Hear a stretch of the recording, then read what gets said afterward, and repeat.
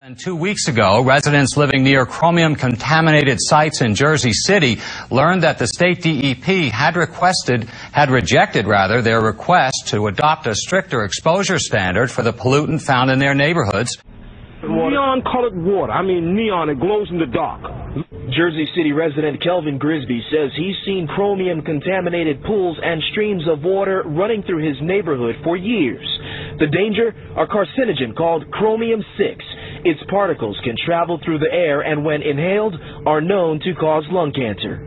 The companies have known about this, the corporate generators of chromium contamination, for decades.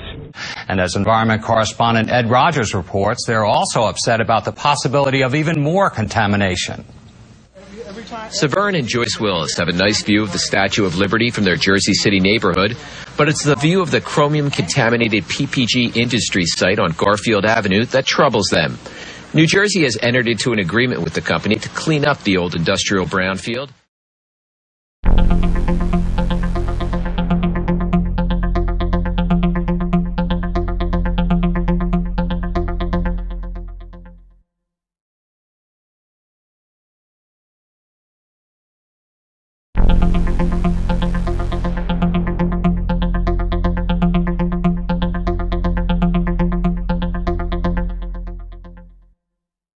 In April, DEP scientists recommended reducing the human exposure standard for hexavalent chromium in soil from 20 to 1 part per million.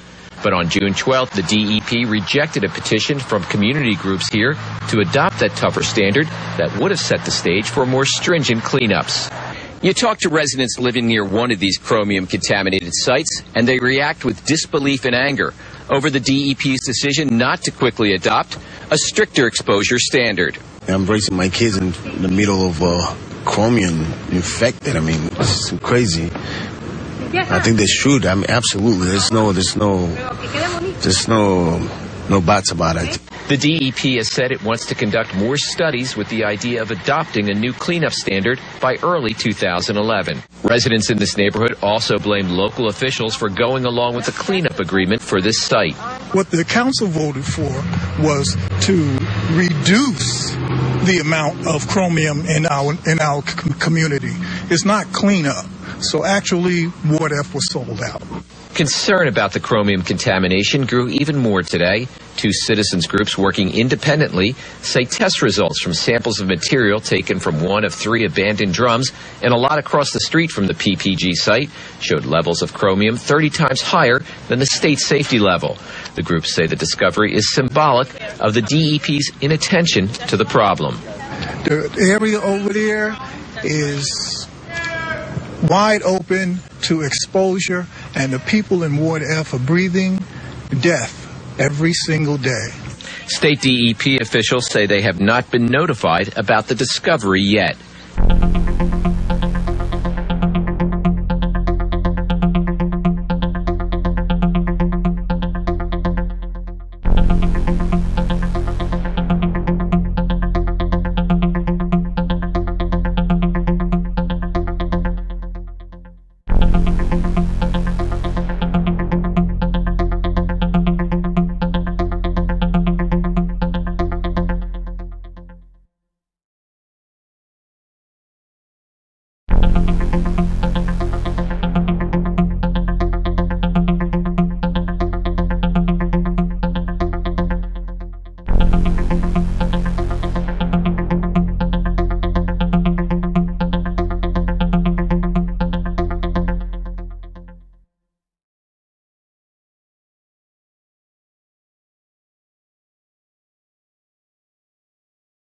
Ashley Powell says action is long overdue. They don't care.